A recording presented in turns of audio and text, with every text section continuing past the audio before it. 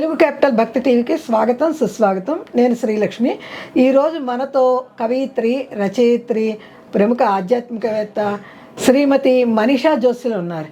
మనీషా గారు నమస్కారం అండి. నమస్తే శ్రీలక్ష్మి గారు. మనీషా గారు, ధనుర్మాసంలో పిడకలు అవన్నీ పోగు చేసుకొని అన్నీ రెడీ చేస్తాం కదండి. ఇప్పుడు భోగికి వస్తాం. భోగి పండుగ ఎలా చేసుకుంటామండి? తప్పకుండా చెప్తానండి. సంక్రాంతి ముందు రోజు భోగి.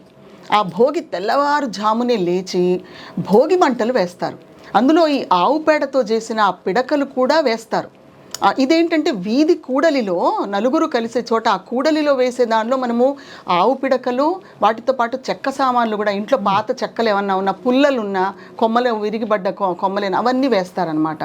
ఆ భోగి మంటలు ఎందుకు అంటే చలికాలం, హేమంత ఋతువు, ఆ చలి పోవడానికి ఒకటి, చలిమంటలు చుట్టూ చక్కగా అందరం వెచ్చగా కాచుకుంటాం. తర్వాత అందరికీ కలిసి అందరూ చుట్టుపక్కల వాళ్ళందరూ కూడా ఇరుగు పొరుగు కలిసి కబులు చెప్పుకుంటూ కాస్త ఆనందంగా గడిపే సమయం అది. అదొకటి.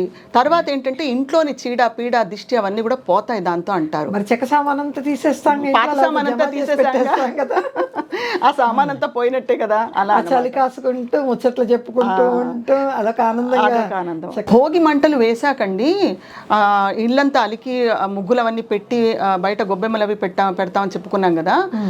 తర్వాత స్నానాల వైపు చూద్దాం. ఇక్కడ ఏంటంటేనండి, ఇది స్నానమే భోగి స్నానం, చాలా అభ్యంగన స్నానం చేయిస్తారండి. అందరూ ఇంట్లో అంతా చేస్తారు. ఇక్కడ నువ్వుల నూనె ఒంటికంతా బాగా పట్టించి మర్దన చేసి సున్నిపిండితో అన్నమాట బాగా నలుగు పెట్టి చక్కగా అభ్యంగన స్నానం చేస్తారు. తల స్నానం శుభ్రంగా కుంకుడు పులుసు వాటితో అన్నమాట చక్కగా చేసి కొత్త బట్టలు వేసుకుంటారు. ఈ పండగ ఇలా మొదలు పెడతారనమాట. చక్కగా పిండి వంటలు చేసుకుంటారు. అందరూ కలిసి అంత బంధువులతో సహా కూర్చొని తింటే చాలా ఆనందం. చాలా మంది ఇంటి ముందు కూడానండి ఉత్త పిడకలే, ఇక్కడ ఇంకా చెక్క సామాన్లు అవి వేయరు. దాచుకున్న ఆవు పిడకలే ఇంటి ముందు కూడా చిన్నగా వేసుకుంటారు. అది కూడా చాలా చక్కగా. ఏం లేదు, ఇవన్నీ ఏంటంటే ఆ సూక్ష్మ క్రిములు ఇలాంటివన్నీ కూడా పోగొట్టడానికి అనమాట. అది ఇంటి ముందు కూడా చిన్నగా వేసుకుంటారు ఆ ముగ్గులోనే అనమాట. తర్వాత సరే ఇల్లంతా అలుకుతారు, చక్కగాను మంచిగాను శుభ్రం చేసుకుంటారు. గడపలకి చక్కగా పసుపు రాసి దాని మీద కూడా ముగ్గు పెట్టి ఇంటి ముందు చక్కగా రంగవల్లులు పెడతారు. మామిడి తోరణాలు కడతారు. మామిడాకుల విశిష్టత మనకు తెలుసు కదా, ఆక్సిజన్ని బాగా చేస్తాయి అనమాట. అవి ఆక్సిజన్ ఇస్తాయి, చక్కగా కార్బన్ డైఆక్సైడ్ తీసేసుకొని ఆక్సిజన్ ఇస్తాయి. సో మామిడాకుల తోరణాలు ప్రతిదానికి ఒక ఔషధం కనెక్టెడ్గా కానీ ఆధ్యాత్మికంగా కానీ ఒక పర్పస్ ఉందండి. ప్రతిదానికి ఒక ప్రయోజనం ఉంది. ఆ రోజు బొమ్మల కొలువు కూడా పెడతారండి. అవునండి, మేము కూడా పెట్టేవాళ్ళం. అవునా? సంక్రాంతికి మేము పెట్టేవాళ్ళం. సంక్రాంతికి పెట్టే బొమ్మల కొలువు ఏంటంటేనండి, కొత్త బొమ్మలు ప్రతి ఏడాది కూడా కొత్త బొమ్మలు తెచ్చి పెట్టాలి, కలపాలి. పిల్లలు కూడా వాళ్ళు ఆడుకునే బొమ్మలు, వాళ్ళవి లక్క పిడతల కాడి నుంచి అన్ని కూడా తీసుకొచ్చి అక్కడ పెట్టేస్తారనమాట. ఆ బొమ్మల కొలువు కూడా భోగి నాడు చక్కగా అందరినీ పేరెంటానికి పిలుచుకొని, కొంతమంది భోగి నాడు పిలుస్తారు, కొంతమంది సంక్రాంతి నాడు పిలుస్తారు. మేమైతే 9 రోజులు అట్టి పెట్టుకున్నాం. అవునా? 9 రోజులు నిత్యం మా ఇంట్లో పేరెంటం జరుగుతూనే ఉండేది. 9వ రోజులు బొమ్మల్ని కొలువు, ఇక ముగింపు అనమాట. నిద్రపుచ్చేసేవాళ్ళం. ఈ సంక్రాంతి పండగకి ఏంటంటేనండి ఊళ్ళకి వెళ్ళే వాళ్ళు కూడా చాలా మంది ఉంటారు. ఎందుకంటే ఊళ్ళల్లో పండగలాగే జరుగుతుందన్నమాట. పూర్తి సాంప్రదాయంగా ఎక్కడ కూడా ఏది మిస్ అయిపోతారన్నట్టుగా ఉండదు. అక్కడ అన్ని జరిగేవన్నీ జరుగుతాయి కార్యక్రమాలు. ఎందుకంటే అక్కడ పంటలన్నీ ఇంటికి రావడం ఇలాంటివన్నీ కూడా అక్కడే ఉంటుంది కదా. సంక్రాంతి అంటే మన పల్లెటూరులో చాలా వేడుకలండి. చాలా ఈ మధ్య సిటీలలో కూడా చేద్దామని చాలా ప్రయత్నిస్తున్నారు, కానీ కొన్ని మనం మిస్ అయిపోతామండి. ఇక్కడ హరిదాసులు కనబడరు, గంగిరెద్దు మేళం కనబడదు, అంటే తక్కువ. ఇప్పటికీ అండి గేటెడ్ కమ్యూనిటీలో కంపల్సరీ తెస్తున్నారా? మన పల్లెటూరి వాతావరణం అంతా కూడా గేటెడ్ కమ్యూనిటీలో అలా రూపకల్పన చేసి అద్భుతంగా చేస్తున్నారు. హరిదాసులు గంగిరెద్దులు సిటీలో వాళ్ళు కూడానండి మనం అంతా పండగగా పూర్తిగా చేసుకుందాం అని చెప్పి అనుకుంటున్నారు. మెల్లిమెల్లిగా ఆ సాంప్రదాయం అంతా మళ్ళా వస్తుందండి. కంపల్సరీ కమ్యూనిటీల్లో కంపల్సరీ చేస్తున్నారండి. చాలా సంతోషం.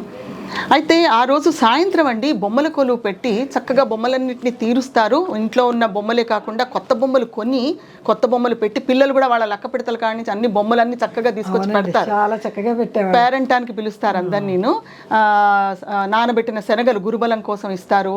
తమలపాకులు, వక్కలు, పువ్వు ఇలాంటివన్నీ కూడా, పళ్ళు, 2 అరటిపళ్ళు పెట్టడమో లేదా ఒక చక్కటి పూర్ణఫలం పెట్టడం అలా పెట్టి చక్కగా ఆడవాళ్ళకి పేరెంటం ఇస్తారు. ఇది అయ్యాక పిల్లలకి భోగి పళ్ళు పోస్తారు. ఈ భోగి పళ్ళు ఏంటంటే ఈ సమయంలో బదరీ ఫలాలు అంటే రేగి పళ్ళు బాగా వస్తాయి చక్కగా. అవి ఆరోగ్యానికి చాలా మంచిదండి. దానిలో కూడా ఔషధ గుణం ఉంటుంది. చాలా ఉందండి.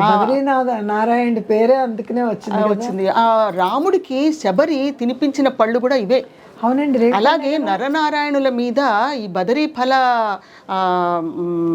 వర్షంలాగా కురిపించారు దేవతలు అని ఒక కథలో ఉంటుందన్నమాట. ఈ బదరీ ఫలాలకి ఏంటంటే ఔషధ గుణం కూడా చాలా ఉంటుంది అనుకున్నాం కదా. పిల్లలకి చాలా మంచిది, రోగ నిరోధక శక్తిని పెంచుతుంది చక్కగా.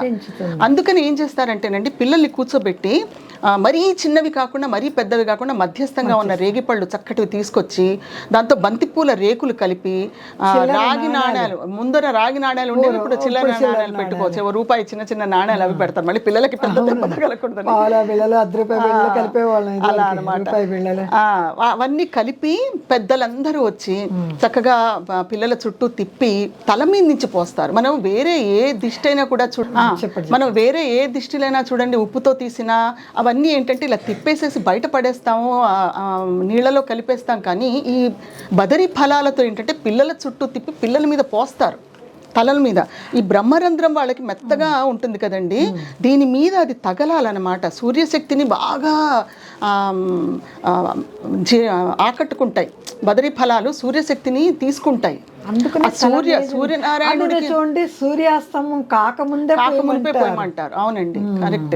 అయితే ఆ బదరీ ఫలాలు తల మీద పడ్డప్పుడు సూర్యశక్తి కూడా పిల్లలకి అందుతుంది శరీరానికి అని చెప్పి ప్రూవ్ అయిందనమాట. సో అందుకని ఏంటంటే అది పోస్తారు, తల మీద నుంచి పోసి. ఆ రేగిపళ్ళు మళ్ళీ తినడం అది ఉండదు, పారేయడమే. ఆ చిల్లర ఏరుకుంటారు కానీ తిననివ్వం మనం. ఒకసారి ఈనాటి యువతకి ఇప్పుడు కొత్తగా పెళ్ళి అయ్యి పిల్లలు పుడతారు కదండి, దిష్టి రేగిపళ్ళు భోగిపళ్ళు ఎలా పోయాలన్నది కూడా మీరు చూపించారు. తప్పకుండా. ఏం లేదండి, ఇలా 2 చేతులతో తీసుకుంటాము. తీసుకొని ఒక చేతి చుట్టూ తిప్పుతాం.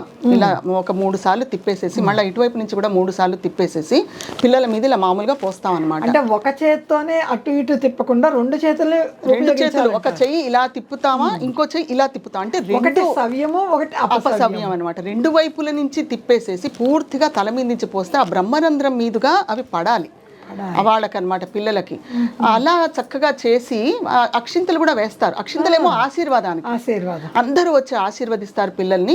పాటలు ఉంటాయి వీటి మీద కూడా అనమాట. చక్కగా పెద్దవాళ్ళందరూ మంచిగా పాటలు పాడతారు. భోగి పళ్ళు పోయరే అది మంచి పాటలు ఉన్నాయి దీని మీద కూడా. ఇలా చక్కగా భోగి పండుగ అంతా కూడాను చేసుకుంటారండి. ఇది భోగి నాటి కార్యక్రమ వివరాలు, ఎలా చేసుకుంటామని. ఈ భోగి రోజు చేసుకునే విధానం అంతా చాలా వివరంగా చెప్పారండి. ఈనాటి యువతకి భోగి పళ్ళు పిల్లలకి ఎలా పోయాలన్నది కూడా చాలా చక్కగా వివరించారు. ఇప్పుడు తెలియని వాళ్ళు చక్కగా 2 చేతులతో అవునండి కలిపి పట్టుకొని సవ్యం ఒకటి అపసవ్యం ఒకటి తిప్పి చాలా చాలా సంతోషం అండి మనీషా గారు. ధన్యవాదాలు.